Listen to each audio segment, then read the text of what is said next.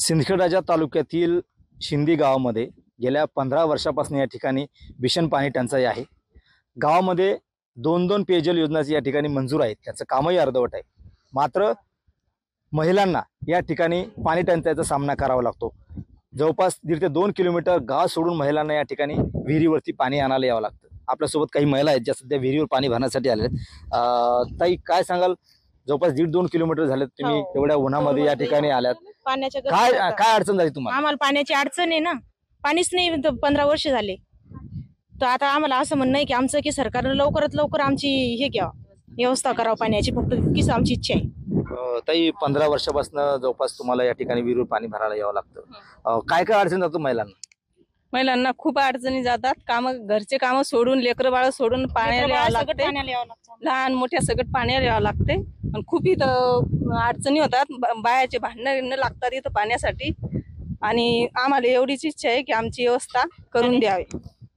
ताई, तुम्ही मजुरीने जाता कामाला, जवळपास तुमची म्हणजे दररोज मजुरी बुडत असेल, कारण की पाणी आणा जवळपास 1.5-2 किलोमीटर तुम्हाला यावं लागतं। पाणी नसलं तर कुठलंच काम होत नाही। लहान मुलं असतील किंवा मुलांना शाळेत जायचं असेल, पण पाण्याशिवाय काहीच होत नाही। पाण्याशिवाय आमच्या भरपूर बेजाऱ्या उरायला, इतक्या उन्हाने आम्हाला भरपूर त्रास उरायला।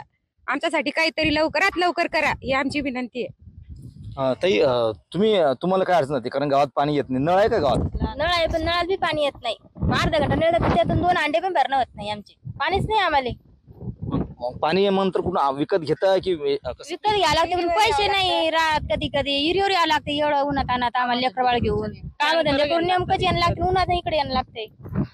जी परिस्थिती आहे हे गावातली महिलांची, कारण की जवळपास 1.5-2 किलोमीटर या ठिकाणी विहिरीवरती यावं लागतं, मजुरी बुडते, खाजगी टँकरनं पाणी विकत घ्यावं लागतं। दादा, मला सांगा की 15 वर्षापासून या ठिकाणी पाणी टंचाई आहे, 2-2 योजना गावामध्ये आहेत, काय नेमकी एकंदरीत परिस्थिती? अद्याप योजना पूर्ण झाल्यात नाही? पाण्याची फार विचित्र परिस्थिती आमच्या गावातली। गेल्या 5 वर्षापूर्वी राष्ट्रीय पेयजल योजना सुरू केली होती। राष्ट्रीय पेयजल योजनेचे जवळपास विहीर टाकी पूर्ण झाली, पण विहिरीपासून गावापर्यंत पाईपलाईन झाली नाही, गावातली वितरण व्यवस्था नाही झाली। त्याच्यामुळे त्या योजनेचं एक थेंब सुद्धा गावाला पाणी मिळालं नाही। त्याच्यानंतर 2 वर्षापूर्वी जलजीवन मिशनची जवळपास 48 लाखाची योजना सुरू आहे, ती सुद्धा अपूर्ण आहे। अशा दोन्ही योजना जवळपास 2.5 ते 2.25 कोटीच्या योजना आहेत।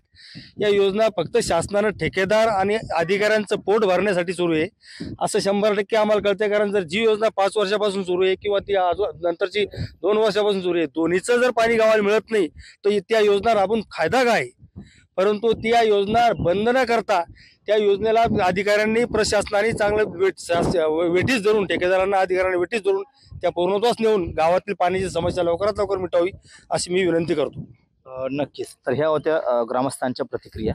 गेल्या 15 वर्षापासून या शिंदे गावामध्ये भीषण पाणी टंचाई आहे, कोट्यवधी रुपये खर्च झालाय, योजना अर्धवट आहेत। मात्र जे ग्रामीण पाणी पुरवठाचे जे अधिकारी असतील, कर्मचारी असतील, त्यांनी अद्यापही या योजनेकडे दुर्लक्ष केले। त्यामुळे या ग्रामस्थांना या ठिकाणी पाण्याचा या ठिकाणी संकटाचा सामना करावा लागतो। तात्काळ या ज्या योजना आहेत त्या या ठिकाणी पूर्ण कराव्या आणि ग्रामस्थांना या ठिकाणी पाणी द्यावं अशी मागणी या शिंदी गावच्या ग्रामस्थांची आहे। कॅमेरामन निलय देशमुखसह गणेश सोळंकी, TV9 मराठी, शिंदी, बुलढाणा।